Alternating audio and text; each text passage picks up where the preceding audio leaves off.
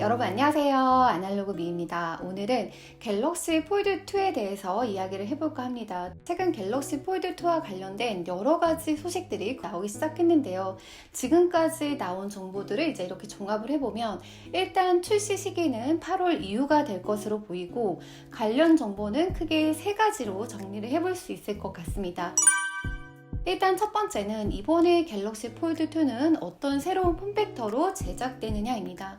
갤럭시 폴드 2는 7.6인치 크기의 인피니티 5 디스플레이가 가장 많이 언급이 되고 있는데, 특히 전작에서 우측 상단에 있었던 별도의 카메라 홀을 이번에는 펀치홀 디스플레이를 적용을 하면서 풀 디스플레이로 완성할 것으로 보입니다. 하지만 또 최근 소식 중에는 전작에 있던 카메라 영역의 커다란 노치를 줄이는 형태로 등장할 것이라는 의견도 만만치 않게 볼 수 있어서 이 부분은 조금 더 지켜봐야 할 것 같습니다. 디스플레이 소재 또한 갤럭시 Z 플립에서 적용했던 UTG 글라스, 즉 초박형 광화 유리를 도입하고 내구성을 높일 것으로 알려졌는데요. 디스플레이 전문가 로스 영은 외부 디스플레이의 경우 전작의 4.6인치는 크기도 작고 주변 베젤이 넓어서 좀 답답한 느낌이 있었다면 갤럭시 폴드 2에서는 6.2인치로 확장시킬 거라고 전했습니다. 이렇게 외부 디스플레이가 위아래로 길어지면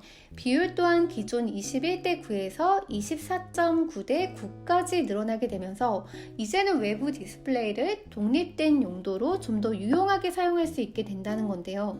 이런 점은 정말 많은 분들이 가장 원했던 기능 중에 하나이지 않을까 싶어요. 갤럭시 폴드 2는 퀄컴 스냅드래곤 865 플러스 그리고 12기가 램이 탑재되고 저장 공간은 256기가부터 시작될 것으로 보입니다. 배터리는 4500mAh의 수준이 될 것으로 알려졌고 25W 고속 충전을 지원합니다. 최근 삼성의 특허 소식과 관련해서 방수 기능이 갤럭시 폴드 2에 탑재되는 거 아닐까라는 소식이 전해지기도 했는데요.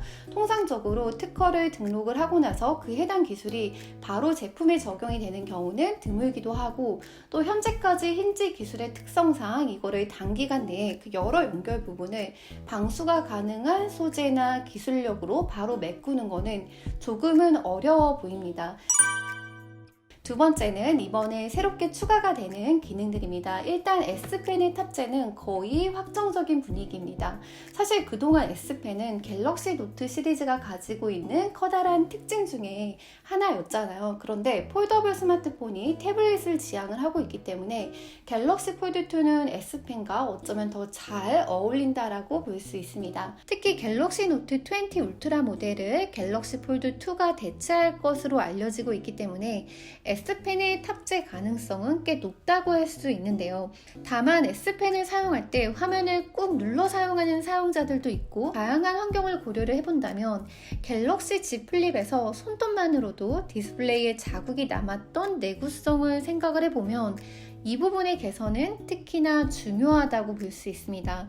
또한 삼성은 5월 19일자 자사 뉴스룸을 통해서 DSLR 수준의 초고속 자동 초점 성능을 가진 모바일 이미지 센서를 출시했습니다. 갤럭시 S20에서 센서 크기를 키운 카메라를 탑재했지만 초점 문제가 심각하게 발생했었잖아요. 물론 업그레이드를 통해서 나아지긴 했지만 여전히 풀어야 할 숙제였죠. 그런 상황에서 새로운 센서 아이소셀 GN1을 양산하고 있고, 이는 갤럭시 폴드 2에 탑재될 가능성이 높아 보입니다. 아이소셀 GN1은 삼성의 이미지 센서 중 가장 큰 센서로 5천만 화소를 지원하고 듀얼 픽셀 기술과 테트라셀 기술이 적용되었습니다. 덕분에 빠른 위상 검출 자동 초점 성능으로 자동 초점 시스템 문제가 해결될 것으로 보입니다. 추가적으로 센서 자체는 5천만 화소를 지원하지만 듀얼 픽셀 시스템을 활용을 하면은 1억 화소급의 이미지를 만날 수 있습니다. 그리고 갤럭시 S20에서 큰 반응을 일으키지 못한 100배 스페이스 줌은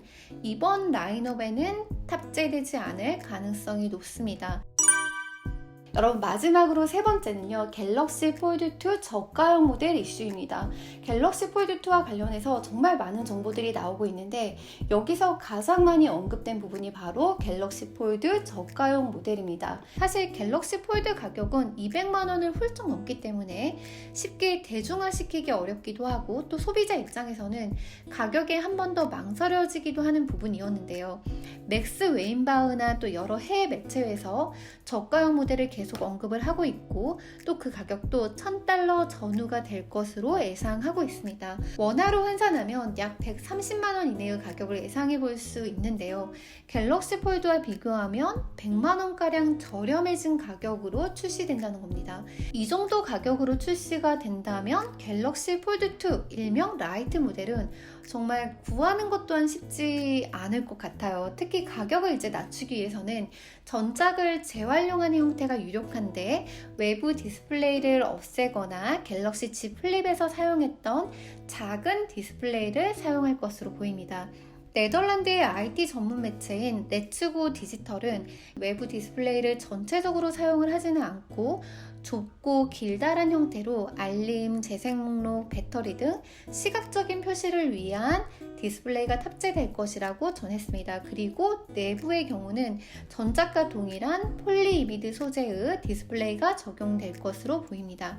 지금까지의 전례를 봤을 때 제품이 출시되기 3개월 이내에 나온 정보들은 꽤 신뢰도가 높은 편입니다. 특히 맥스 웨인바흐 같은 경우는 갤럭시 S20 때도 이렇게 공개한 정보들이 거의 정확한 정보였다라는 것들을 고려를 해본다면, 이번에 갤럭시 폴드2와 관련해서 공개한 정보들, 그러니까 뭐 저가형 모델도 그렇고요, 꽤 실현 가능한 소식들이 아닐까 싶습니다.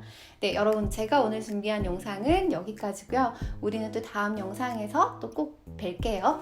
바이. 안녕.